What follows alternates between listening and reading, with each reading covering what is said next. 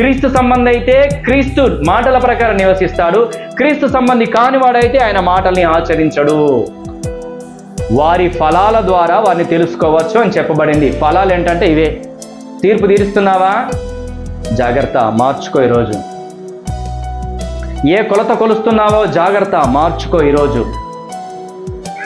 కంటిలోని నలుసును తీసేసే ప్రయత్నం చేస్తున్నావా? మార్చుకో ఈరోజు.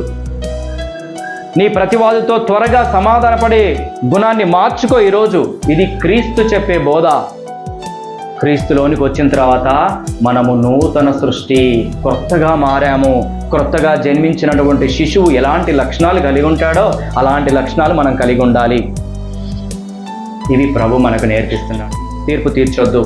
రెండవది, నువ్వు ఏ కొలత కొలుస్తావో అదే కొలత నీకు కొలవబడుతుంది. కాబట్టి కరెక్ట్ కొలత పెట్టుకో, న్యాయమైన కొలత పెట్టుకో.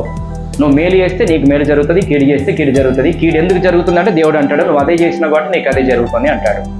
నువ్వు పెట్టిన కొలతే అంటాడు దేవుడు. మూడోది ఏంటిది? ఫస్ట్ ఎవరి నలుసును తీసేయాలని చూడకు. ఏం చేయాలా? మన దూలాన్ని తీసేసుకోవాలి. ఫస్ట్ ఎదుటి వాళ్ళ పాపాలు కనబడగానే అది నా లోపల ఉందా లేదా అని చెప్పేసి చూసుకోవాలి. సరి చేసుకుంటూ రావాలి. ఎవ్వరికి ఏం చెప్పొద్దు. నువ్వు ఆ తప్పు చేస్తున్నావు, ఈ తప్పు చేస్తున్నావు, అట్లా చేస్తున్నావు, ఇట్లా అస్సలు అనకండి. ఎప్పటి వరకు? మన పాపాలన్నీ తొలగిపోయి పరిశుద్ధంగా యథార్థంగా దేవుని లాగా ఉన్నంత వరకు ఎవరిని అనకండి. ఎవరు మార్చుకుంటారు? క్రీస్తు పిల్లలు మార్చుకుంటారు. క్రీస్తు పిల్లలు నేర్చుకుంటారు. క్రీస్తు మాట ప్రకారం జీవిస్తారు.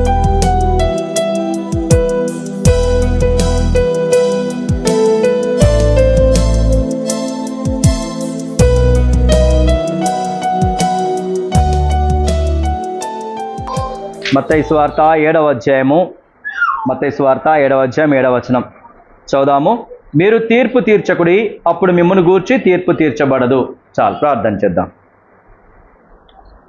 పరిశుద్ధమైన మా తండ్రి, మా ప్రభువైన యేసుక్రీస్తు నామంలో మీ పాదానికి వస్తున్నాను. ఉదయకాలము మీరు ఏమై ఉన్నారో, నాకు ఎలాంటి మేలులు చేశారో వాటన్నిటిని తలపోసుకుని మిమ్మల్ని ఆరాధించడానికి సహాయం చేసినారు. అందుకే మీకు వందనాలు. మరలా మీ పాదసన్నిధికి వస్తున్నాము. మీ వాక్యం వినాలని, హెచ్చరిక పొంది సరి చేసుకోవాలని మీ పాదసన్నిధికి వస్తున్నామయ్యా. దయతో నన్ను మమ్మల్ని దర్శించము, నాతో మాట్లాడము. ఓ తండ్రి, నేనే తలుపుడను, అయ్యగిడను, నిష్ప్రయోజకమైన దాసును ఒప్పుకుంటున్నాను. సిలువ చాటున మరుగుపరచము. మీ జీవము గల మాటలు మాకు దయచేయము. మీ రాకడ కొరకై మమ్మల్ని సిద్ధపరచము. ప్రాముఖ్యంగా ఈ వాక్యము నా కొరకే అని మేమందరం కూడా ఎవరికి వారమే తీర్మానం చేసుకొని నేర్చుకొని రూపాంతరం పొందడానికి, మీ రాకడ కొరకు సిద్ధపరచబడడానికి సహాయం చేయము. మా హృదయాలు తెరవజేయము, కన్నులు తెరవజేయము, మనస్సును తెరవజేయమని మీ పాదములు పట్టుకొని బ్రతిమిలాడుతూ మమ్మల్ని మేము తగ్గించుకుంటూ మీ నామాన్ని హెచ్చిస్తూ మా ప్రభువైన యేసుక్రీస్తు నామములో స్తుతించి ప్రార్థించి వేడుకుంటున్నాను మా పరమ తండ్రి.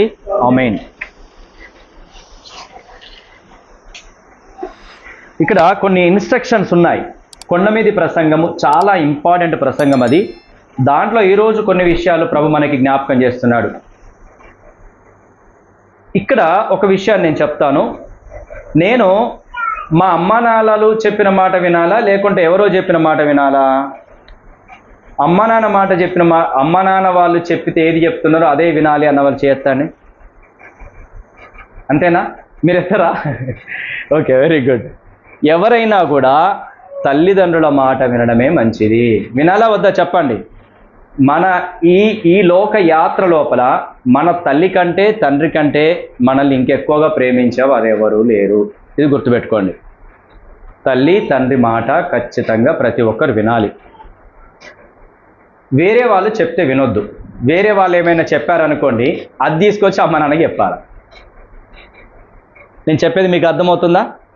ఇదిగో నాన్న ఆయనకి ఇట్లా అంటున్నాడు, అది తినమంటున్నాడు, మరి తినచ్చా? ఒకరింటికి వెళ్ళామనుకోండి, వాళ్ళు భోజనం పెట్టారు, వాళ్ళు ఏదో కూర పెట్టారనుకోండి, మన ఇంట్లో వండని కూర అది. వాళ్ళు ఏమన్నారంటే, ఏం కాదురా తినరా అంటే, భయ మా నాన్న కొడతాడు, మా అమ్మ కొడుతుంది, ఈ కూర తింటాన్నాం అనుకోండి. ఏం కాదు తినరా అని బలవంతం చేసింది అనుకోండి. తినొద్దు, నేను మా నాన్న అడిగి తింటా అని చెప్పాలి. సరే నువ్వు తినమంటున్నావు, మంచిది, తింటా, వద్దనట్లే. కానీ మా నాన్నకు ఫోన్ చేస్తావు సరిపోని, మా నాన్న అడిగి తింటా అని అడిగి తింటే మంచిది. అవునా కాదా? మంచిదా కాదా? ఆ పిల్లాడు చేసింది కరెక్టా కాదా?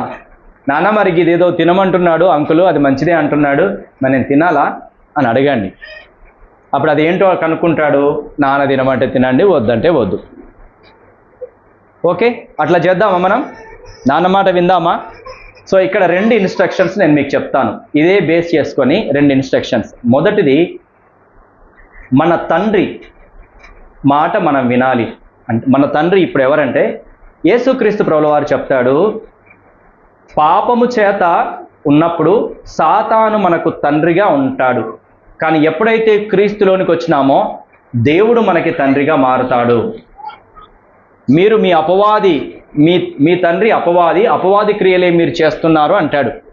కానీ క్రీస్తులోనికి వచ్చిన తర్వాత ఇప్పుడు మన తండ్రి దేవాది దేవుడు, సృష్టికర్త. ఆయన వాక్యము ప్రకారం మనం చేయాలి. ఆయన వాక్యం మనకి ఇచ్చినాడు, దాని ప్రకారం మనం చేయాలి. గుర్తుపెట్టుకుంటున్నారా? ఇప్పుడు మనం క్రీస్తులోనికి వచ్చాము అంటే ఈ తండ్రి మాట వినాలిక, సాతాను మాట వినొద్దు. వాడు రకరకాల ప్రయోగాలు చేస్తాడు, రకరకాలుగా నిన్ను తీసుకెళ్ళని చూస్తాడు, మోసం చేయాలని చూస్తాడు, నరకానికి గుంజుకొని వెళ్ళాలని చూస్తాడు. కానీ మనం ఏ మాట వినాలి? మన తండ్రి మాట వినాలి. ఇప్పుడు ఆయన పిల్లలమై ఉన్నాము, అబ్బా తండ్రి అని మొరపెట్టే ఆయన ఆత్మను కలిగి ఉన్నాము కనుక వాక్యం ఏది చెప్తుందో అదే వినాలి. విన్నామా? వేరేది ఏది కూడా చేయొద్దు. ఈ వాక్యంలో ఉంటేనే చేయాలి, లేకుంటే లేదు. ఇది మొదటిది. రెండవ ఇన్స్ట్రక్షన్, ఇప్పుడు దేవుడు నన్ను మీకు సేవకునిగా ఉంచాడు కాబట్టి నా మాటే మీరు వినాలి. నేను ఏది చెప్తున్నానో అది చేయాలి. అర్థమవుతుందా? నాకు మించి వేరే వాళ్ళు ఏదైనా చెప్తున్నారు అనుకోండి, అప్పుడు మీరు ఏం చేయాలంటే, ఆగు, మా సేవకుడికి ఫోన్ చేస్తాను, అట్లా చేయమంటే చేస్తాను. తండ్రిని అడిగిందా లేదా కొడుకు? ఆగంకుల్, నేను ఒకసారి మా నాన్నకి ఫోన్ చేస్తాను, మా నాన్న తినమంటే తింటాను అని కొడుకు అడిగాడా అడగలేదా? అడిగితే అది మంచిదే ఒప్పుకున్నాం. అట్లాగే మన ఇంట్లో ఏ కార్యమైనా లేకుంటే మరేదైనా ఎవరైనా చెప్పితే ఇలా చేయొచ్చు, అలా చేయొచ్చు, ఏం కాదులే అన్నప్పుడు ఎవరికి ఫోన్ చేయాలి చెప్పండి? నాకు ఫోన్ చేయండి. నాకు ఫోన్ చేసి నా మాట వినడం నేర్చుకోండి. ఇక్కడ నా మాట వినడం ద్వారా మీరు నా మీద నేరం మోపిన వారు అవుతారు. అంటే దానికి ఒకవేళ నేను తప్పు చెప్పాను అనుకోండి, మీకేం కాదు, దేవునికి నేను లెక్కప్ప చెప్పాల్సి వస్తుంది. ఇది గుర్తుపెట్టుకోండి. ఏదైనా ఒక సేవకుడు లేఖనం ప్రకారమే వెళ్ళాలి. ఏదైనా సేవకుడు ఈ లేఖనం ఏది చెప్తుందో అదే నేర్చుకోవాలి, అదే నేర్పించాలి, దాని ప్రకారమే నడిపించాలి. మీరు నన్ను అడిగారు, నేను ఆ లేఖనం ప్రకారం కాకుండా నా ఇష్టం వచ్చినట్టు నేను మీకు చెప్పాను అనుకోండి, నేరం మీ మీద కాదు, నా మీద ఉంటుంది. అర్థమవుతుందా? దానికి నేను లెక్కప్ప చెప్పాలి. మీరు రిలాక్స్ అయిపోతారు. అంటే నేను ఇక్కడ ఏమని చెప్తున్నానంటే, రెండో పాయింట్, మీరు ఎవ్వరి మాట వినొద్దు. ఎంత పెద్ద దైవ సేవకుడు కానీ, టీవీ స్పీకర్ కానీ, పెద్ద సేవకుడు కానీ, లక్షల మంది వాళ్ళ దగ్గరికి రాని, ఆయన చెప్పినా వినొద్దు. ఎవరి మాట వినాలి చెప్పండి? నేను చెప్పే మాట వినాలి. అర్థమవుతుందా? నా మాట విన్న తర్వాత చెప్పాలి. వాళ్ళు ఏదైతే చెప్తున్నారో అది వినండి. వాళ్ళ వాక్యం ఏంటిది, ఏ వాక్య ప్రకారం వాళ్ళు చెప్తున్నారో అడగండి.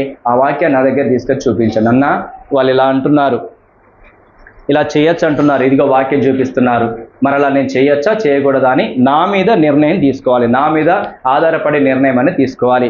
అది మీకు క్షేమము. ఒక కుమారుడు తన తండ్రి మీద ఆధారపడి ఎలాగైతే నిర్ణయం తీసుకుంటే ఆ కుమారుని కానీ కుమార్తె కానీ క్షేమమో, అట్లాగే సంఘంలోనికి వస్తున్నటువంటి నీకు కూడా నా మీద ఆధారపడి నిర్ణయం తీసుకుంటే అది నీకు క్షేమం, అది నీకు మేలు. అలా చేద్దాం, సరేనా? ఇప్పుడు మనం నేర్చుకునేటటువంటి అత్యంత ప్రాముఖ్యమైనటువంటి సత్యాలు దేవుడు మనకు నేర్పిస్తున్నాడు. ఇవి చాలా సంఘాలలో రేరుగా ఉండేటటువంటివి, కానీ దేవుడు మనకి ప్రారంభం నుంచి ఇదే క్రమం మీద కడుతున్నాడు. అత్యంత ప్రాముఖ్యమైనటువంటిది బేస్, పునాది, బండ ఏంటంటే దేవుని యొక్క మాటలు, అనగా ప్రభువైన యేసుక్రీస్తుల వారి యొక్క మాటలే మనకు పునాది. ఆ పునాది మీద ప్రభువైన యేసుక్రీస్తుల వారు మనల్ని కడుతున్నాడు. దాంట్లో చాలా విషయాలు మనం నేర్చుకుంటూ వస్తున్నాము. ఈరోజు కూడా చాలా ప్రాముఖ్యమైనటువంటి విషయాలు మనం నేర్చుకుంటాం. అది కొండ మీది ప్రసంగంలోని విషయాలు. ఇప్పుడు మొదటి వచనం చదవండి, 7వ అధ్యాయము మొదటి వచనం మనం ఒకసారి చదువుదాము. తీయండి. మీరు తీర్పు తీర్చకుడి, అప్పుడు మిమ్మును గూర్చి తీర్పు తీర్చబడదు. జాగ్రత్తగా ఉండండి, ఇది చాలా ప్రాముఖ్యమైనది. మీ గొడవలన్నీ ఇక్కడ నుంచే ఫుల్ స్టాప్ పెట్టబడతాయి. ఈ మాట కనుక అర్థం చేసుకొని ఇదే మాట ప్రకారం మనం చేస్తే అసలు గొడవలే ఉండవు. గొడవలన్నిటికీ కారణం ఇదే. చాలా గొడవలకి, చాలా కష్టాలకి, బాధలకి, శ్రమలకి ఇదే కారణం. కొన్నేళ్ళన్నా మంచిగా కూర్చో, నువ్వు అని అన్నాను అనుకోండి, అన్నాను, ఆయన మంచిగా కూర్చుంటాడు. ఇప్పుడు నేను కూడా ఇలా కూర్చున్నాను అనుకోండి, అన్న మంచిగా కూర్చో అన్నా అంటాడు. అంటాడా అనడా? అంటాడా అనడా? అదే వాక్యం చెప్పింది. ఇప్పుడు నేను తీర్పు తీర్చిన ఆయనకి, నాకు కూడా తీర్పు తీరుస్తాడు. Now it's clear. అర్థమైందా? అర్థమైందా? ఏం అర్థమైంది? అది ఏం డ్రెస్ వేసుకున్నావన్నా, కొన్నేళ్ళన్నా మంచిగా వేసుకొచ్చుకోవచ్చుగా. తీర్పు తీర్చాను. నేను రోజు మంచి డ్రెస్ వేసుకొచ్చుకోలేదు. ఏమన్నా గా డ్రెస్ వేసుకొచ్చుకుంటే వెళ్ళాను చర్చికి, మంచి డ్రెస్ వేసుకోవచ్చుగా. తీర్పు తీర్చేసింది. నేను తీర్పు తీరిస్తే నాకు తీర్పు తీర్చబడింది. అయిపోయిందా? అంతకంతు ఖచ్చితంగా అవుతుంది. కాబట్టి ఎవరి విషయంలో ఎవరికి తీర్పు తీర్చొద్దు. నేనైనా మంచిగా కూర్చోలేదనుకోండి, నేను అనకుండా ఉంటే నేను కూడా ఒకసారి కూర్చోను. ఈ విషయాన్ని దేవుడు నాకు నేర్పించింది, నేను చెప్తాను. ఇవన్నీ నేను నేర్చుకోకుండా చెప్పట్లేదు, నాకు దేవుడు నేర్పించాడు కాబట్టి చెప్తున్నాను. నీ సహోదరుడు అంటే మొదటి పాయింటే చూద్దాం. ఫస్ట్, ఎవరికి తీర్పు తీర్చొద్దు. తీర్పు తీర్చడానికి వీల్లేదు. ఓకే, తీర్పు తీరిస్తే ఏం జరుగుతుంది? నాకు తీర్పు తీరుస్తాడు, ఖచ్చితంగా తీర్పు తీరుస్తాడు. ఖచ్చితంగా నాకు అవకాశం వస్తుంది. నేను అట్లాంటి మిస్టేక్ చేస్తాను, నన్ను కూడా అంటాడు, పక్కా అంటాడు. ఎవరైనా అంటారు, నేనంటా మీరంటారు. అప్పుడు గొడవేనా? ఇప్పుడు నేను కొన్నేళ్ళన్నా మంచి కూర్చో అన్నాను. ఆయన కొంచెం లోబడే మనిషి, పెద్ద మనిషి, అన్ని విషయాలు తెలిసిన మనిషి. పోనీలే అన్నగదే చెప్పినా మంచి కూర్చున్నాడు. నాకు కొంచెం కోపం ఎక్కువ, కొంత దురుసుతనం ఎక్కువ. ఇప్పుడు నేను కూడా మంచి కూర్చోలే. ఆయన కూడా అన్న మంచి కూర్చో అన్నానని అనుకోండి, నువ్వెవడు నాకు చెప్పడానికి అంట. నువ్వెవడు నాకు చెప్పడానికి? నాకు ఇష్టం వచ్చినట్టు కూర్చుంటా. నాకు అట్లా కూర్చోరాదు, కూర్చుంటాను. నువ్వెవడో చెప్పడానికి నాకు? ఆయన అందరి ముందే అన్నాడు అనుకోండి, గొడవ స్టార్టా? ఈ గొడవ స్టార్ట్ కావడానికి కారణం ఎవరు? నేనా? ఆయన? ఎవరు గొడవ స్టార్ట్ చేయడానికి? ఈ గొడవ కారణం ఎవరు చెప్పండి? నేనా, కొన్నేళ్ళన్నా? చెప్పండి ఎవరు? నేనే. నేను కనుక అలా అనకపోతే నన్ను అలా అంటాడా? నన్ను అలాగ అంటే నేను రెచ్చిపోయేవాడినా కదా? ఆయన అనకపోతే నేను రెచ్చిపోకపోదు. ఎందుకంటే అందరూ ఒకలాగా ఉండరు కదా. కొందరు ఒట్టిగానే రెస్పాండ్ అవుతారు, ఒట్టిగానే కోపం వచ్చేస్తుంది, 4 మాటలు అనేస్తారు. ఇంకా వాళ్ళ మెంటల్ అలాగుండి అలాగ ప్రవర్తిస్తారు అంతే. అప్పుడు పెద్ద గొడవేనా? కాబట్టి ఈరోజు నువ్వు నేను నేర్చుకోవాల్సినటువంటి మొదటి పాఠం ఏంటంటే, ఎవరి విషయంలో తీర్పు తీర్చకు. కూర గిట్లైనా చేసేది అని భర్త అన్నాడు అనుకోండి, భార్యని తింటే తిను, లేకపోతే లేదు. గిట్లనే చేస్తా నేను, నాకు గిట్లనే వచ్చు, లేకపోతే చెయ్యి, నువ్వే చెయ్యి, నేను అద్దంటా అన్నా. ఎట్లున్నా మంచిగా ఉన్నా తిన్నాం అనుకో, గొడవే లేదు. ఎందుకనాలే కదా? తీర్పు తీర్చినట్టేనా? కూర గిట్లైనా యేసుడు అంటే తీర్పు తీర్చినట్టేనా? అవునా కదా? చెడ్డగా చేసినాడు, తీర్పు తీర్చినట్టేనా? మరి తీర్పు తీరిస్తే అమ్ముకుంటుందా? సరే, ఓసారి పడుతుంది, రెండోసారి పడుతుంది, మూడోసారి ఏం చేస్తుంది? నువ్వే వంట చేసుకొని రేపటి నుంచి తిను. నేను అద్దంటన్నా.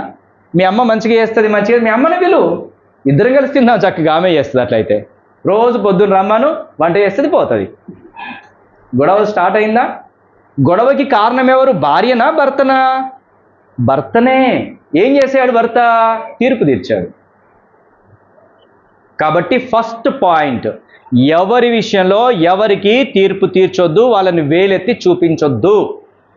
వేలెత్తి నువ్వు చూపిస్తున్నావా ఇతరులని, వాళ్ళు నిన్ను చూపిస్తారు, పక్కా చూపిస్తారు, పక్కా అవకాశం వస్తుంది. దీన్ని నేను ఎలాగ నేర్చుకున్నాను?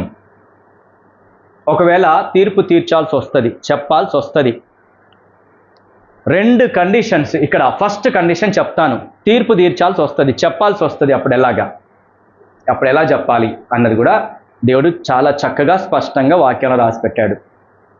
ఇప్పుడు నేను ఆయనకి ఎలా చెప్పాలి? మంచి కూర్చోలేదు, ఎలా చెప్పాలి? మెల్లగా అన్నా, సరిగా కూర్చో అన్నా, నీ డ్రెస్ మంచిగా లేదు, కనబడుతుంది, బొర్ర కనబడుతుంది అంతా, అట్లా కూర్చుంటే ప్రేమతో పోయి చెవలో చెప్పేది వచ్చినాను కదా. ఇప్పుడు నా విషయం నేను తీర్పు తీరుస్తాడా? నేను ఎలా చెప్పినా ప్రేమతోని మంచిగా మెల్లగా పర్సనల్గా మెల్లగా చెప్పానా ఇలాగా చెప్పాను. అట్లా చెప్పడం ద్వారా ఆయన కరెక్టే అన్న అనుకొని షర్ట్ అది ఇట్లా అనుకొని మంచి కూర్చుంటాడు. ఇక నా మీద ద్వేషం కలుగుతుందా? నేను ఒకవేళ అట్లా కూర్చుంటే కూడా నాకు అట్లాగే చెప్తాడు వచ్చి, అన్నా సరిగా లేదు కూర్చో అన్నా అంటాడు. నవ్వుతూ ప్రేమతోని చెప్తాడు. ఇలా చెప్పాలి. ఏదైనా చెప్పాల్సి వచ్చినప్పుడు ప్రేమతో చెప్పడం నేర్చుకోండి, కఠినంగా కాదు. నువ్వు కఠినంగా చెప్తే నీకు కఠినంగానే చెప్తారు, నువ్వు ప్రేమతో చెప్తే నీకు ప్రేమతోనే చెప్తారు. ఇది రెండో పాయింట్లో వస్తుంది మనకి.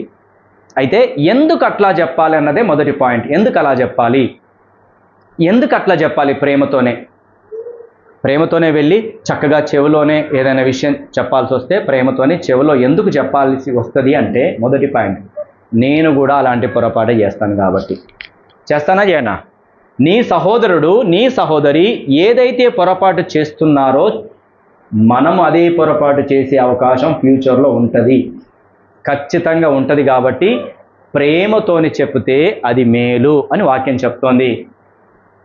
కాబట్టి ఏం చేయాలి చెప్పండి? ఈ రోజు నుంచి ఎవరి విషయంలో తీర్పు తీర్చొద్దు. తీర్పు తీర్చాల్సి వస్తే చెప్పాలి. మరి ఎట్లా చెప్పాలా? నేను కూడా అదే తప్పిదం చేస్తాను కాబట్టి. తప్పిదం చేసే అవకాశం ఉండదు, అప్పుడు తీర్పు తీరుస్తాడు కదా ఆయన, అంటాడు కదా ఆయన, అంటాడా అనడా? నేను అదే మిస్టేక్ చేసినప్పుడు అంటాడు కాబట్టి ఏం చెప్పాలా? ప్రేమతో చెప్పాలి. మెల్లిగా వెళ్ళి, అన్న ఇలా ఉంది ఇలా చేసుకోండి, అక్క ఇలా ఉంది ఇలా చేసుకోండి, అన్న ఇలా ఉంది, చెల్లి ఇలా ఉంది, తమ్ముడు ఇలా ఉంది అని ప్రేమతోని చెప్పడం ప్రారంభించాలి. నువ్వు కూడా అలాంటి మిస్టేక్స్ చేస్తావు గనక ప్రేమతో చెప్తే వాళ్ళు నీకు ప్రేమతోనే చెప్తారు. ఇప్పుడు గొడవ ఉంటుందా? గొడవలకు ప్రధానమైన రీజన్ అర్థమైందా? గొడవ కారణం అదేనా కాదా? కాబట్టి ఈ రోజు నుంచి మన ప్రభువు, మన దేవుడు, మన రక్షకుడు, మన అన్న, మన స్నేహితుడు ఏమని చెప్తున్నాడు? ఎవరికి తీర్పు తీర్చొద్దు. ఓకేనా? ఒకవేళ తీర్పు తీర్చాల్సి వస్తుంది, చెప్పాల్సి వస్తుంది, అప్పుడు నేను కూడా అదే మిస్టేక్ చేయాల్సి వస్తుందని గుర్తెరిగి ప్రేమతోని చెప్పడం చేయాలి. First point right. రెండోది చదవండి, రెండో పాయింట్.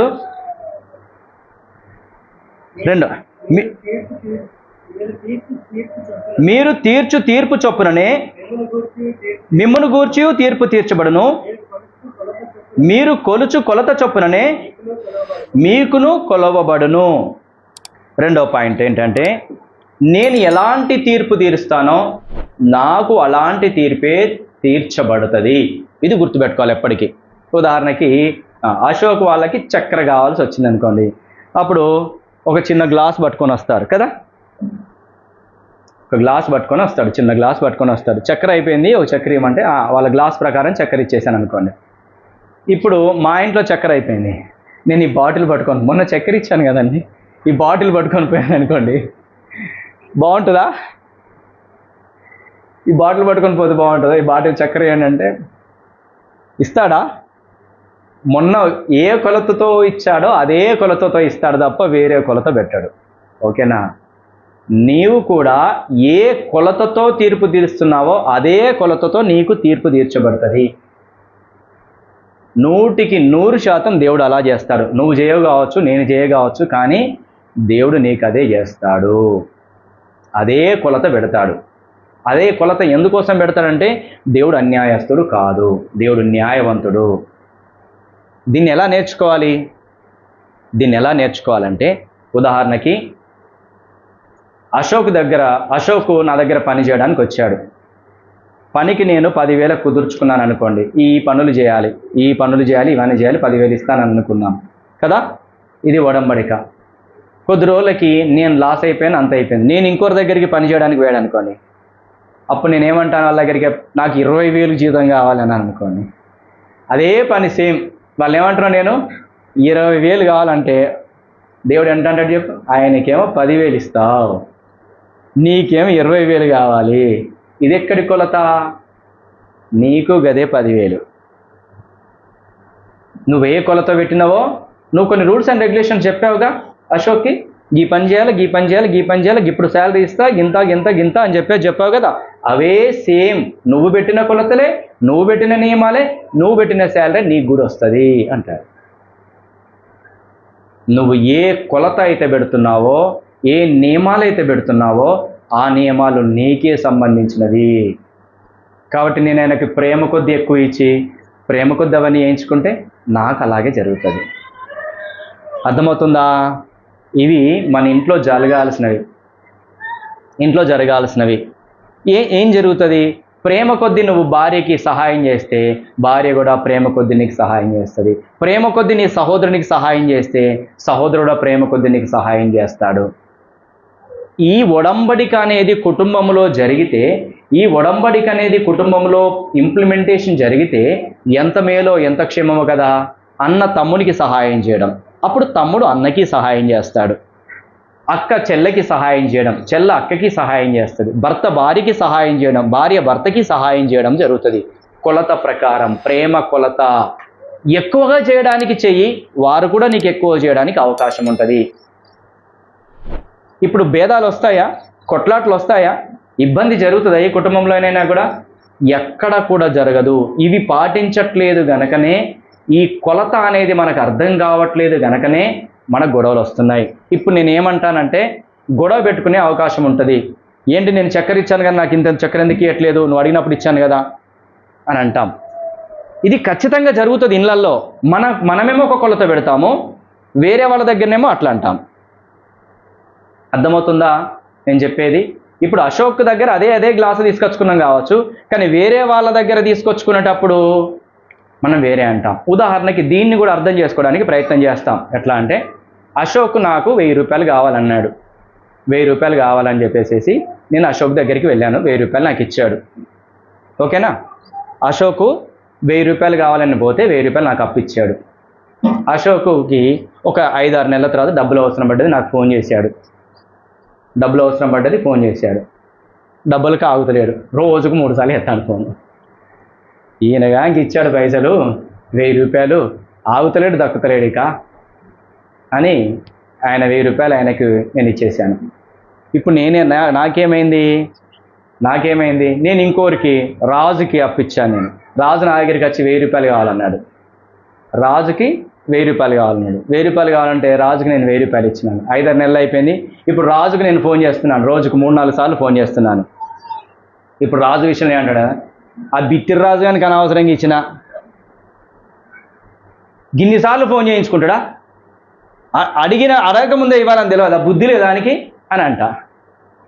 ఎట్లా ఉంది డైరెక్షన్ చూసారా? ఇక్కడ ఒక న్యాయము, అక్కడ ఒక న్యాయము. మనకైతే ఒక న్యాయము, అశోక్ అయితే ఒక న్యాయమా? న్యాయము ఒకటే, దేవుడు చూస్తున్నాడు. ఆయన అన్యాయస్తుడు కాదు, కరెక్ట్గా ప్రవర్తిస్తాడు. ఈ న్యాయంలో మనం ఉండగలిగితే ఆ దేవుడు న్యాయవంతుడని, ఆయన అన్యాయస్తుడు కాదని మనం ఎలా చేస్తున్నామో అలాగే దేవుడు మనకు చేస్తాడు అని గ్రహింపులో ఉంటే అందరికీ మేలే చేస్తాం. ఈ గ్రహింపులోనికి రావాలి. రెండో పాయింట్. ఇప్పుడు నేను అర్థం చేసుకోవాల్సింది ఏంటంటే, ఇక్కడ నేను నేర్చుకున్నది, నాకు నేర్పించబడింది, ప్రభు నేర్చుకున్నది ఏంటంటే, అరే రాజుకు నేను 3 సార్లు ఫోన్ చేసినప్పుడు నాకు బాధ అనిపిస్తుంది, అశోక్ కూడా అంతే బాధపడి ఉంటాడు, కాబట్టి ఇంకొకసారి నేను అలా చేయొద్దు. అర్థమవుతుందా? నా టాపిక్ అర్థమవుతుందా? మనము క్రీస్తులోనికి వచ్చినాం, చీకట్లో నుంచి సత్యంలోకి వచ్చాం. గుర్తుపెట్టుకోండి, ఇది సత్యము. ఇలా బ్రతకాలి మనము. ఇంతకు ముందు బ్రతుకు కాదు. ఏంటి ఇన్నిసార్లు ఫోన్ చేస్తాడా అశోకు అని అశోకుని తిట్టి, ఇన్నిసార్లు ఫోన్ చేయించుకుంటాడా, అవి డబ్బులు ఇయ్యడా అనడం తప్పు కాదు. అంటే ఇటు ఒక రకమైన న్యాయము, ఇటు ఒక రకమైన న్యాయమా? తప్పు. రెండు సేమ్. దేవుడు అన్యాయస్తుడు కాదు. ఒకటేలాగా ప్రవర్తించాలి, ఒకటేలాగా రెస్పాండ్ కావాలి. దేవుడు అదే చూస్తాడు, అది నేర్చుకోవాలి. అర్థమవుతుందని నేను చెప్పేది? నువ్వు ఏ కొలత అయితే పెడతావో అదే కొలత నీకు అప్లికేబుల్ అవుతుంది, అది చెప్తున్నాడు దేవుడు. నీవు కొలుచు కొలత చొప్పుననే నీకు కూడా కొలవబడుతుంది. నువ్వు ఎంత ప్రేమిస్తావో అదే ప్రేమ నీకు పొందుకుంటావు, నువ్వు ఎంత ద్వేషిస్తావో అదే ద్వేషం నువ్వు పొందుకుంటావు. అర్థమవుతుందా? ఇతరులని ప్రేమించావనుకో, వాళ్ళ నుంచి అదే ప్రేమ నీకు వస్తుంది. ఇతరులని ద్వేషించావనుకో, అదే ద్వేషం నీ మీదకి వస్తుంది. నువ్వు వాళ్ళని ఓర్చుకుంటే వాళ్ళు నీ విషయంలో ఓర్చుకుంటారు. నువ్వు వాళ్ళని గద్దిస్తే వాళ్ళు నేను గద్దిస్తారు. నువ్వు వాళ్ళకి తీర్పు తీరిస్తే వాళ్ళు నీకు తీర్పు తీరుస్తారు. బాగుందా? ఎట్లా చేద్దాం మనం ఇక్కడ నుంచి? తీర్పు తీర్దాం ఎవరికైనా? తీర్చొద్దు. ఒకవేళ తీర్చాల్సి వస్తే ప్రేమతోని వెళ్ళి చెప్పాలి. ఎందుకని? నువ్వు కూడా అదే మిస్టేక్ చేస్తావు. చేస్తామా చేయమా? చేస్తాం. కాబట్టి ప్రేమతోని చెప్పి సరి చేసే ప్రయత్నం చేయాలి, ఫస్ట్ది. రెండవది, నువ్వు ఏ కొలత అయితే పెడుతున్నావో అదే కొలత జరుగుతుంది, దేవుడు అలాగే నీకు చేస్తాడని గుర్తెరిగి న్యాయంగా ప్రవర్తించడం నేర్చుకోవాలి. ఎవరి విషయంలోనైనా ప్రేమతోని, ఆప్యాయతతోని, క్షేమకరమైనది, మంచిది చేసేవారముగా ఉండాలి. అదే కొలతతోని దేవుడు మళ్ళీ కొలుస్తాడు మనకి. క్షేమకరమైనది, మంచిది, మేలైనదే దేవుడు మనకి చేస్తాడు. కానీ మనం అలా చేయకుండా మనం ఇష్టం వచ్చినట్టే, మనల్ని కూడా ఇష్టం వచ్చినట్టే అంటారు, ఇష్టం వచ్చినట్టే అవుతుంది. దీనికి అగ్రిన ఈరోజు 2 పాయింట్లు నేర్చుకున్నాము. ఈ రోజు నుంచి తీర్పు ఎవరికైనా తీరుస్తాడా? నువ్వు అట్లా చేసినావు, ఇట్లా అయినావు, నువ్వు అట్లా తిట్టినావు, ఇట్లా తిట్టినావు, అట్లా కొట్టినావు, ఇట్లా కొట్టినావు, అది చేయలేదు, ఇది చేయలేదు, నిన్ను కూడా అట్లాగే అంటారు. నిన్ను కూడా అలాగే, నువ్వు అది చేయలేదు, ఇది చేయలేదు, అట్లా మాట్లాడిన ఎట్లా అంటున్నా నిన్ను కూడా అంటారు. దానికంటే ఇంకా ప్రాముఖ్యమైనది ఏంటంటే, దేవుడు నాకు నేర్పించినటువంటి ఇంకొక పాఠం ఏంటంటే, వాళ్ళని అది చేయలేదు, ఇది చేయలేదు అని నువ్వు అంటున్నావు కదా, నువ్వు వాళ్ళకి అది చెయ్యి అంటాడు దేవుడు. నువ్వే చెయ్యి, నువ్వు చెయ్యి అంటాడు. ఇంకా అది వేరే కోణం లేండి. ఇప్పుడైతే మనం నేర్చుకున్నది ఏంటిది? తీర్పు తీర్చొద్దు. తీర్పు తీర్చాల్సి వస్తే మనం అదే మిస్టేక్స్ చేసే అవకాశం ఉంటుంది కాబట్టి ప్రేమతోని వెళ్ళి చెప్పాలి. రైట్, అలా చెప్దామా? భార్యాభర్తలు ఇద్దరు ఉన్నారా? రైట్, చెప్దామా? ప్రేమ కొద్దీ గట్టిగా చెప్పుకుందామా? నెక్స్ట్, అన్నదమ్ములు, అక్క చెల్లెళ్ళు, బంధువులు ఎవరున్నా కూడా, సంఘంలో ఉన్నవారైనా, సంఘం వెలుపల ఉన్న వారికైనా, ఎవ్వరికైనా తీర్పు తీర్చొద్దు. ప్రేమతోని చెప్పు, వాళ్ళతోని మంచిగా ఉంటావు, ఇంకా బంధం గట్టిపడుతుంది. ఇక అవునా కాదా? అలా చేద్దామా? తీర్పు తీర్చాల్సి వస్తే ప్రేమ కొద్దీ చెప్పుదాం. రెండవది, నువ్వు ఏ కొలత కొలుస్తావో అదే కొలత, కాబట్టి ప్రేమ కొద్దీ చేయక, నీకు ప్రేమ కొద్దీ వాళ్ళు చేస్తారు. నువ్వు గట్టిగా నువ్వు వేరే కొలత పెట్టేసి వేరే కొలత కోరుకోవడానికి వీల్లేదు. కాబట్టి నువ్వు ఏ కొలత ఈరోజు చేస్తావో అదే కొలత నీకు వస్తుంది. కాబట్టి ప్రేమ కొద్దీ క్షమించుకోవడము, ఓర్చుకోవడము, సహనం కలిగి ప్రవర్తించడము, మేలైంది చేయడము, ఈ కొలతలు నువ్వు నీ హృదయంలో పెట్టుకో. అదే కొలతలు మరలా దేవుడు నీకు ఇవ్వడం స్టార్ట్ చేస్తాడు. ఎందుకంటే దేవుడు మనల్ని చూస్తున్నాడు, దేవుడు న్యాయవంతుడు అని చెప్పబడుతోంది. ఓకేనా? 2 పాయింట్లు నేర్చుకున్నామా? ఇంకొక 3వ పాయింట్, అత్యద్భుతమైన పాయింట్ చూద్దామా? రైట్, రండి. 3వ వచనము, 4, 5 వచనాలు చదవండి. 3వ పాయింట్ ఇది.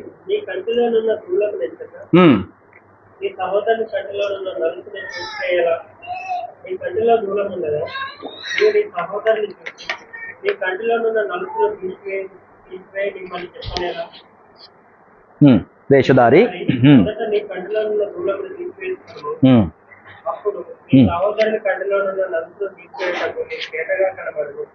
ఇప్పుడు ఏం జరుగుతుందో తెలుసా? నేనేమో పచ్చి తాగుబోతుని. ఓ కొర్నేల్ అన్న, ఎందుకు తాగుతావు అన్న, బంద్ చేయొచ్చుగా. అప్పుడు కొర్నేల్ అంటే ఏమంటాడు తెలుసా? ఫస్ట్ నువ్వు బంద్ చేయి, నేను ఒక్క పూటే తాగుతాను, నువ్వు 3 పూటలు తాగుతాను. అదే ఈ వాక్యం చెప్పేది. ఎవరికైనా తప్పును సరి చేసుకో అని చెప్పుదామంటే ఫస్ట్ మన తప్పులు సరి చేసుకోవాలి. మన తప్పులు సరి చేసుకోకుండా మన లోపలనే బోలెడన్ని తప్పులు పెట్టుకొని నీతులు చెప్పడానికి గోకు అంటుంది వాక్యం. అందరు ఇదే పని చేస్తారు, అందుకనే కొట్లాటలు. ఇంట్లో కొట్లాటలు, బయట కొట్లాటలు ఎందుకు? నీతులు చెప్తాను. నీ దగ్గరేమో బొచ్చడు తప్పులున్నాయి, నీ ఇల్లు సరిగా లేదు, నీ ఒళ్ళు సరిగా లేదు, నీ మాటలు సరిగా లేదు, నీ ప్రవర్తన సరిగా లేదు, నీ క్రియలు సరిగా లేదు, కానీ నీతులు చెప్తా. అట్లా బతుకుతుందట వాడు, అట్లా మాట్లాడుతుందట వాడు, ఇష్టం వచ్చినట్టు మాట్లాడతాడు, ఇష్టం వచ్చినట్టు తిరుగుతాడు అనేమంటాం. ఇప్పుడు వాక్యం ఏమంటుంది?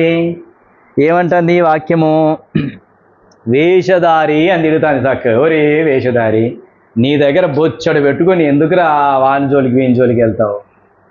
నువ్వు ఫస్ట్ సరి చేసుకో. ఎవరు చెప్తున్నారు ఈ మాటలు? మన యేసయ్య చెప్తాడు. ఒరే వేషధారి, ఎందుకురా వాడి జోలికి వెళ్తావు? అది సరి చేసుకో, ఇది సరి, ఫస్ట్ నువ్వు సరి చేసుకోరా. బొచ్చడు ఉన్నారా నీ దగ్గర? ఎన్ని ఉన్నాయంటే దూలమే ఉందంట, నలుసు కాదు, దూలం ఉందంట. పెద్ద దూలం. నలుసుని ఎత్తుకుతావేంది? ఆడికి మాట్లాడడానికే రాదంటవేంది? ఆయనకి పనే చేత కాదంటవేంది? నీ దగ్గర బొచ్చడు ఉన్నాయి మరి. అట్లాంటివి చూస్తే వాడి దగ్గర 1, 2, 3 కావచ్చు, నీ దగ్గర ట్రాక్టర్ నిండు ఉన్నాయి. అన్ని ప్రాబ్లమ్సే. మన దగ్గర ఏమున్నాయి? వాడి మీద సైకిల్ పెట్టాన్ని కర్రలే ఉండవచ్చు. సైకిల్ మీద మోసే కర్రలు మన దగ్గర మిస్టేక్స్. కర్రలు అనేది మిస్టేక్స్ అనుకుందాం, తప్పులు. వాడి సైకిల్ మీద పెట్టేటటువంటి మిస్టేక్సే వాడి దగ్గర ఉన్నాయి. కానీ నీ దగ్గర ట్రాక్టర్ నిండు ఉన్నాయి. ఫస్ట్ నీ ట్రాక్టర్ ఖాళీ చేసుకో, అప్పుడు చెప్తూ కానీ సైకిల్ మీద ఉన్న ఆ పుల్లలు ఏరిపారేద్దు కానీ నువ్వు. ఇది జరుగుతలేదు కనుకనే కొట్లాటలు. ఇప్పుడు నేను చెప్తాను దీన్ని ఎలా జయించాలి, ఎలా నేర్చుకోవాలి అంటే, ఎవరి దగ్గరైనా ఏదైనా మిస్టేక్ మనకు కనబడ్డప్పుడు దాన్ని నేర్చుకోవడం ప్రారంభించండి. దీన్ని ఎలా జయించాలి? ఆ దూలాన్ని తీసేయాలిగా. ట్రాక్టర్ అన్లోడ్ చేయాలా వద్దా? నేను ట్రాక్టర్ అన్లోడ్ చేస్తాను, వాళ్ళు చేస్తాండి. చెప్పండి. ట్రాక్టర్ అంటే మిస్టేక్స్, మన లోపల ఉన్న మిస్టేక్స్. ట్రాక్టర్ ఎలా అన్లోడ్ చేయాలో చెప్తాను నేను. జాకీలు లేవు దీనికి, ఈ ట్రాక్టర్కి జాకీలు లేవు, టెక్నిక్స్ ఉన్నాయి. ఆ టెక్నిక్స్తో మనం అన్లోడ్ చేయొచ్చు. ఎలా అన్లోడ్ చేయాలంటే, ఎవరైనా మిస్టేక్ చేశారనుకోండి, ఆ మిస్టేక్ను మనం ఏం చేస్తాం, చెప్పడానికి పోతాం. ఆ మిస్టేక్ను చెప్పడానికి పోయినప్పుడు మనం ఏం చేయాలి అంటే, అది నాలో ఉందా, నేను అది చేసేవాడినా అని గుర్తు చేసుకోవాలా. ఒకవేళ చేసేవాడిని అనుకో, ప్రభువా నన్ను క్షమించు, నా లోపల కూడా అది తప్పు ఉన్నది, ఇట్లా అన్లోడ్ కావాలా. ప్రతి ఒక్కరి లోపల మనకు, అందరి లోపల కనబడతాయి కానీ మన లోపల మనకు కనబడదు. అందరికీ కనబడతాయి మిస్టేక్స్, కానీ మనకు కనబడదు. కాబట్టి ఇప్పుడు ఏం చేయాలి, ఆ కనబడ్డది మనలో ఉందా లేదా పరీక్షించడం ప్రారంభిస్తే మన ట్రాక్టర్ అన్లోడ్ అవుతుంది, దూలాలన్నీ పోతాయి.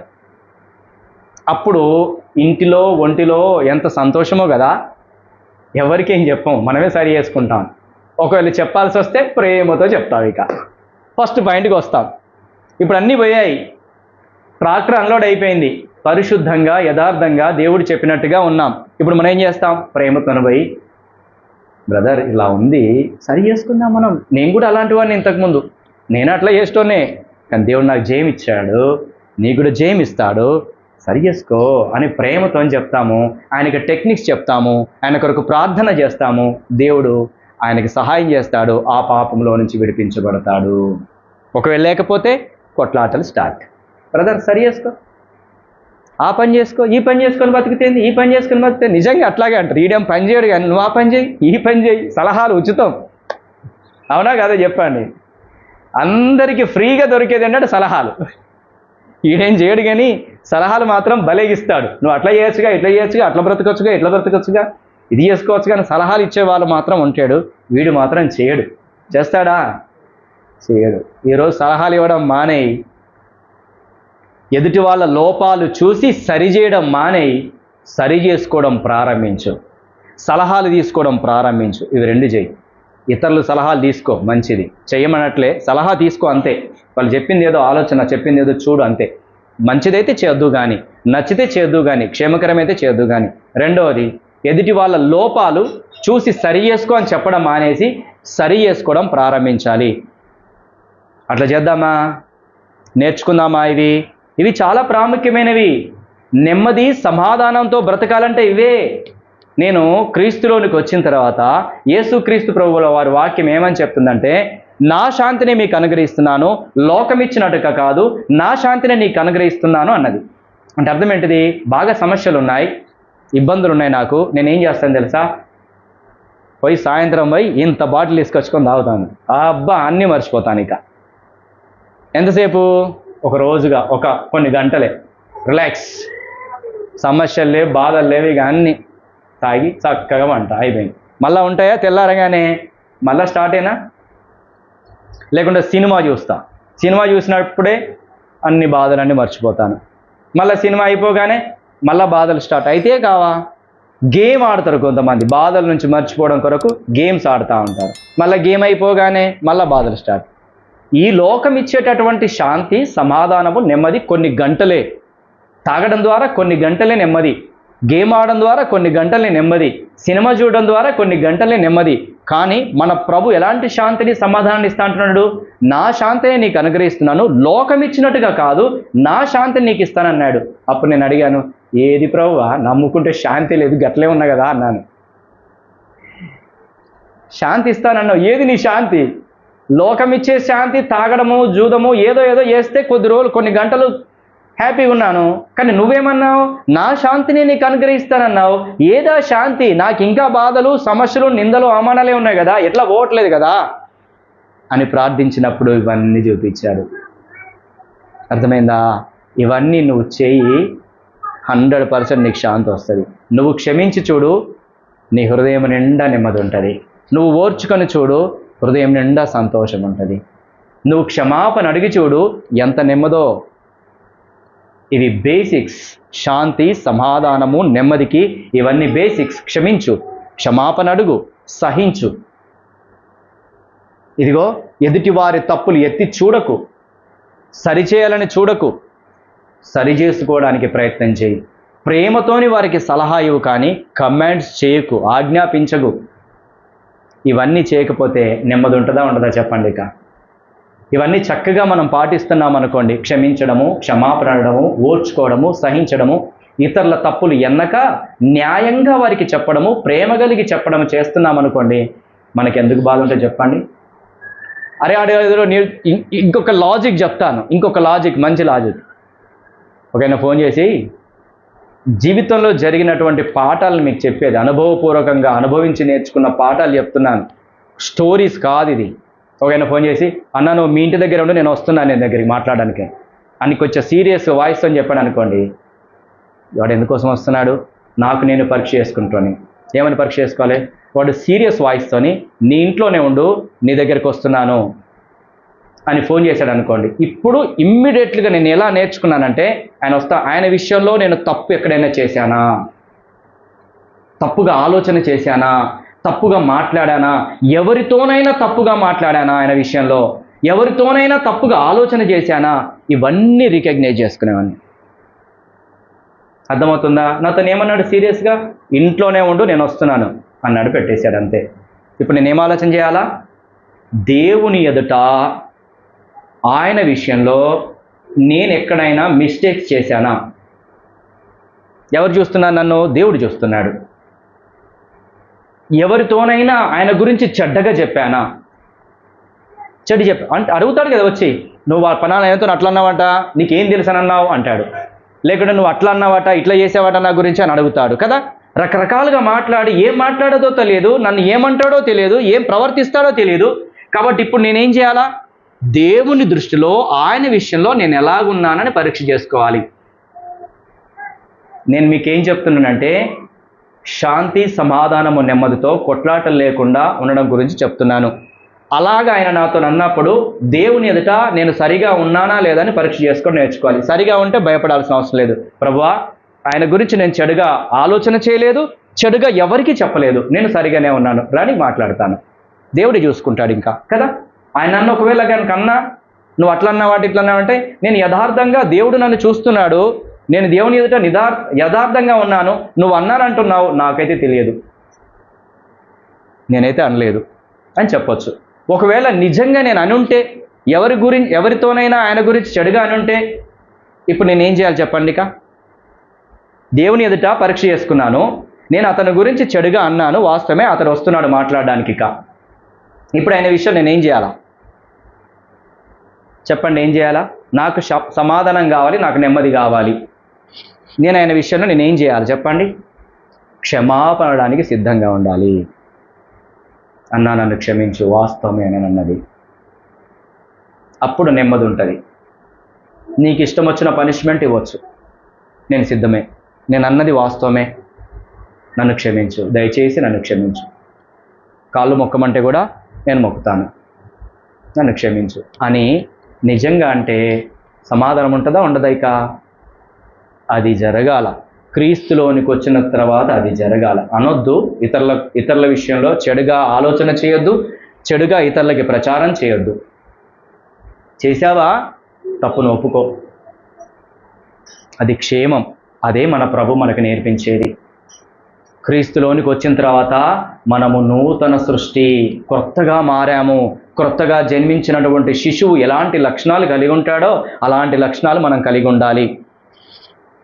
ఇవి ప్రభు మనకు నేర్పిస్తున్నాడు. ఎన్ని విషయాలైనా మనము 3 విషయాలు ప్రాముఖ్యంగా నేర్చుకున్నాం. మొదటిది, తీర్పు తీర్చొద్దు. రెండవది, నువ్వు ఏ కొలత కొలుస్తావో అదే కొలత నీకు కొలవబడుతుంది. కాబట్టి కరెక్ట్ కొలత పెట్టుకో, న్యాయమైన కొలత పెట్టుకో. నువ్వు మేలు చేస్తే నీకు మేలు జరుగుతుంది, కీడు చేస్తే కీడు జరుగుతుంది. కీడు ఎందుకు జరుగుతుందంటే దేవుడు అంటాడు, నువ్వు అదే చేసినా కాబట్టి నీకు అదే జరుగుతుంది అంటాడు. నువ్వు పెట్టిన కొలతే అంటాడు దేవుడు. మూడోది ఏంటిది? ఫస్ట్ ఎవరి కంట్లో ఉన్నటువంటి నలుసును తీసేయాలని చూడకు. ఏం చేయాలా? మన దూలాన్ని తీసేసుకోవాలి ఫస్ట్. ఎదుటి వాళ్ళ పాపాలు కనబడగానే అది నా లోపల ఉందా లేదా అని చెప్పేసి చూసుకోవాలి. సరి చేసుకుంటూ రావాలి. ఎవ్వరికి ఏం చెప్పొద్దు. నువ్వు ఆ తప్పు చేస్తున్నావు, ఈ తప్పు చేస్తున్నావు, అట్లా చేస్తున్నావు, ఇట్లా అస్సలు అనకండి. ఎప్పటి వరకు? మన పాపాలన్నీ తొలగిపోయి పరిశుద్ధంగా యథార్థంగా దేవుని లాగా ఉన్నంత వరకు ఎవరిని అనకండి. ఓకేనా? 3 అయిపోయినాయి. 4వది అత్యంత ప్రాముఖ్యమైనది, ఇది కూడాను. రండి 6వ అధ్యాయము 25వ వచనం నుంచి 25, 26 చదవండి.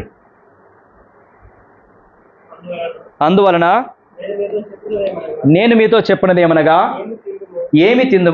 6వ అధ్యాయం బిడ్డ, క్షమించు, 5వ అధ్యాయం 25, 26. 5వ అధ్యాయం 25, 26. నీ ప్రతివాదితో నీవును త్రోవలో ఉండగానే త్వరగా వానితో సమాధాన పడము. లేని ఎడల ఒకవేళ నీ ప్రతివాది నిన్ను న్యాయాధిపతికి అప్పగించును, న్యాయాధిపతి నిన్ను బంట్రౌతుకు అప్పగించును, అంతటా నీవు చెరసాల్లో వేయబడదువు. ఏం జరుగుతుంది ఇక్కడ? గొడవ అయింది, అక్కడే సమాధాన పడాలి. అర్థమవుతుందా నేను చెప్పేది? ఏ విధంగానైనా గొడవ అయినప్పుడు అక్కడనే సమాధాన పడాలి. సమాధాన పడకపోతే ఏం జరుగుతుంది? నీ ప్రతివాది స్టేషన్కి వెళ్తాడు, పోలీస్ స్టేషన్కి వెళ్తాడు, పోలీస్ స్టేషన్లో కంప్లైంట్ చేస్తాడు. అప్పుడు పోలీసు వాళ్ళు వస్తారు, నిన్ను జైలుకి తీసుకెళ్తారు. జైల్లో కడపటి కాసు చెల్లించేంత వరకు నువ్వు కూర్చోవాల్సిందే. అక్కడ వెళ్ళి ప్రభువా నన్ను క్షమించు, నా తప్పైపోయింది, డబ్బులు ఎక్కడి నుంచి రావాలి, ఎవరితో పట్టించుకోడు దేవుడు. నీకు చెప్తాడు ముందే, అరే ఆడు జోలికి వెళ్ళకరా, ముందే సమాధాన పడరా అని దేవుడు చెప్తున్నాడు. చెప్పిన తర్వాత కూడా మాట వినకుండా చేస్తే నీ పని నువ్వే చేసుకో అంటాడు దేవుడు. నేను చెప్పేది మీకు అర్థమవుతుందా? గొడవ అయిందా? పోలీస్ స్టేషన్ దగ్గరికి, పంచాయతీ దగ్గరికి పోవద్దు. పంచాయతీకి వెళ్ళినా నష్టపోతావు, పోలీస్ స్టేషన్కి వెళ్ళినా నష్టపోతావు. నీ తీర్పు నువ్వే తీర్చుకోవాల్సి వస్తుంది, నీ బాధలు నువ్వే పడాల్సి వస్తుంది. నేను పట్టించుకోను అన్న విధంగా ప్రభు ఇక్కడ మాట్లాడుతున్నాడు. ఇదే చేయి నువ్వు. ఈ రోజు నుంచి ఏం నేర్చుకోవాలా? కొట్లాటకు దిగొద్దు. దిగావా సమాధాన పడు. ఫస్ట్ కొట్లాటకే పోవద్దు, జగడాలకే పోవద్దు, ఘర్షణలకే పోవద్దు. పోవాల్సి వచ్చింది ఏదో ఆవేశంతోనే, కానీ అప్పుడే సమాధాన పడాలి. వెనక అడిగి వేసేయి, తగ్గించుకో, ఓర్చుకో, అక్కడే క్లియర్ కావాలా. అలాంటి మైండ్ సెట్ కావాలి మనకి. అలాంటి మైండ్ సెట్ లేదా ఏం జరుగుతుంది? కేసు అవుతుంది, పోలీస్ స్టేషన్కి పోవాల్సి వస్తుంది, దెబ్బలు తినాల్సి వస్తుంది. ఆడ ఇంకా గట్టివాడు అనుకుంటే అని తన్నరా, వాడిని మంచిగా తన్నండి అని తనిపిస్తాడు. అప్పుడు మెల్ల ఇట్లా నడుచుకుంటాడు, బాగుంటుంది. అప్పుడు ఏసయ్యా నన్ను క్షమించయ్యా, ఆడు ఎట్లా చేసిందయ్యా, అట్లా చేసిందయ్యా, రే అన్న ఏం చేసినారా, తమ్ముడు ఏం చేసావు, ఇంత కొట్టించారు కదరా, మీరు ఏం పనికిరా. వాళ్ళు కూడా నీ మాటినారు. యేసు నీ మాటినాడు, వాళ్ళు నీ మాటినారు. యేసు మాట విని రోజే కొట్లాటకు వెళ్ళకు, జగడాలకు వెళ్ళకు. నిన్ను కొడితే ఇంకో చెప్పదించమంటాడు యేసు ప్రభు. అసలు ఆడు జోలికే వెళ్ళద్దు. నువ్వు ఒక చెంప కొట్టువాని వైపు ఏం చేయాలా? యేసు ప్రభు చెప్పే మాట అది. అంతేనా? తల్లిదండ్రులు కూడా ఏమంటారు? ఆడు ఎవడన్నా కొట్టిననుకో, కొడుకు చెప్పిననుకో, ఆడు జోలికి వెళ్ళి కిందరా అంటాడు ఫస్ట్. ఏ తండ్రి అయినా అంటాడా నడా? ఆడితో తిరగకరా అని చెప్పినా నేను నీకు. తెల్లనేసి నాలుగు దంతారు, మనల్నే దంతారు మళ్ళీ మన తల్లిదండ్రులు. ఆల్రెడీ ఆడు అన్నిండు, ఇంటికి వచ్చి చెప్తే ఏం చేస్తారు? మళ్ళీ వీళ్ళు దంతారు. ఎందుకని? ఆడి జోలికి వెళ్ళొద్దు, ఆడితోని సహవాసానికి వెళ్ళొద్దు, వాడితో తిరగొద్దు అని చెప్తే కూడా తిరిగి వచ్చినావు. ఇక బుద్ధి వచ్చిందా నీకు అంటారా అన్నారా? మన పరమ తండ్రి కూడా అదే చెప్తున్నాడు. ఆడి జోలికి వెళ్ళకు, వాడి సహవాసానికి వెళ్ళకు, వాడి తన్నితే క్షమించేసి వదిలిపెట్టిర్రా అని చెప్తున్నాడు దేవుడు. అది చేద్దామా? 4 విషయాలు ప్రాముఖ్యమైనవి, గొడవలకు సంబంధించినవి, శాంతి సమాధానము నెమ్మదితో ఉండగలిగే విషయాలు నేర్చుకున్నాం మనం. ఇవి నేను నేర్పించానా? కాదు, మన ప్రభు నేర్పిస్తున్నాడు. మనము నూతన సృష్టిగా చేయబడ్డాం, ఆయన పిల్లలంగా చేయబడ్డాం. ఆయన పిల్లలైన వారు ఎలా ఉండాలో నేర్పిస్తున్నాడు. అలా ఉంటే మన ఇంటిలో సమాధానం, నీ ఒంటిలో సమాధానం, ఇంటిలో సమాధానం, సమాజంలో సమాధానమే. ఇది పాటించకపోతే నెమ్మది ఉండదు, సమాధానం ఉండదు, గొడవలు. ఇబ్బందులు సమస్యలే వస్తాయి. నువ్వు ఎంత ఏడ్చి రావు ఏంటి, మళ్ళా దేవుడు అదే చెప్తాడు, ఏడ్చి ప్రభువా నాకు వాడు ఇంత గొడవ అవుతుంది, భార్య ఇట్లా అంటుంది, లేకుండా భర్త ఇట్లా అంటున్నాడు, మా అన్న ఇట్లా అంటున్నాడు, అక్క ఇట్లా అంటుంది, లేకుండా వాడు ఇట్లా అంటున్నాడు, ఎట్లా అంటే అరే ఫస్ట్ నువ్వు మార్చుకోరా అంటాడు దేవుడు. నువ్వు మార్చుకోరా, నేను చూసుకుంటా, నువ్వు మార్చుకో అంటాడు. సరే ఓకే, నీ ప్రార్థన వింటాను, కానీ నేను చెప్పిన వాక్యానుసారంగా నువ్వు చెయ్యి, అప్పుడు నేను చూసుకుంటా అంటాడు. కాబట్టి ఇప్పుడు నేను చెప్పేది ఏంటంటే, ఆ గొడవ అయ్యేదాకా ఎందుకు పోవాలి, ప్రార్థన అయ్యేదాకా ఎందుకు పోవాలా? ఫస్టే అవి చేయకుండా అయిపోద్ది కదా, అవునా కాదా? ఫస్టే అవి చేయకపోతే అయిపోద్దిగా. కాబట్టి అలాగ వెళ్ళొద్దు, గొడవలకు వెళ్ళొద్దు, తీర్పు తీర్చొద్దు, ఏ న్యాయమైన కొలత పెట్టుకో, ఎదుటి వాని కంట్లో ఉన్న నలుసును తీసేసే ప్రయత్నం చేయకు. చేసావా నీకే నష్టం. అవి ఎట్లా అధిగమించాలో ఎట్లా చేయాలో కూడా చెప్పాను. కాబట్టి ఈ రోజు నుంచి అవి చేయాలా వద్దా? ఇది కదా క్రీస్తు బోధ, ఇది కదా క్రీస్తు బోధ. ఇది చేస్తున్నామా? క్రీస్తులోనికి వచ్చిన తర్వాత ఇవి చేయాలి. నిజ క్రైస్తవుడు, క్రీస్తుని వెంబడించేవాడు ఇవి చేస్తాడు. వారు క్రీస్తు సంబంధులు, వారు క్రీస్తు పిల్లలు. ఒకవేళ ఇవి చేయకపోతే కాదు, ఇంకా నువ్వు ఆయన కుమారునివి కుమార్తెవు కాలేదు, ఆయన మాట వినట్లేదంటే ఆయన కుమార్తెవు కుమారుని కాలేదని అర్థం. వీటిని బట్టే చెప్పొచ్చు వాడు మంచోడా చెడ్డోడా అని. అంటే క్రీస్తు సంబంధ క్రీస్తు సంబంధి కాదా అని. క్రీస్తు సంబంధి అయితే క్రీస్తు మాటల ప్రకారం నివసిస్తాడు, క్రీస్తు సంబంధి కాని వాడైతే ఆయన మాటల్ని ఆచరించడు. వారి ఫలాల ద్వారా వారిని తెలుసుకోవచ్చు అని చెప్పబడింది. ఫలాలు ఏంటంటే ఇవే. తీర్పు తీరుస్తున్నావా? జాగ్రత్త, మార్చుకో ఈరోజు. ఏ కొలత కొలుస్తున్నావో జాగ్రత్త, మార్చుకో ఈరోజు. కంటిలోని నలుసును తీసేసే ప్రయత్నం చేస్తున్నావా? మార్చుకో ఈరోజు. నీ ప్రతివాదితో త్వరగా సమాధానపడే గుణాన్ని మార్చుకో ఈరోజు. ఇది క్రీస్తు చెప్పే బోధ. ఎవరు మార్చుకుంటారు? క్రీస్తు పిల్లలు మార్చుకుంటారు. క్రీస్తు పిల్లలు నేర్చుకుంటారు, క్రీస్తు మాట ప్రకారం జీవిస్తారు. ఈరోజు అలా జీవిద్దామా? మోకరిద్దాము, ప్రార్థన చేసుకుందాం.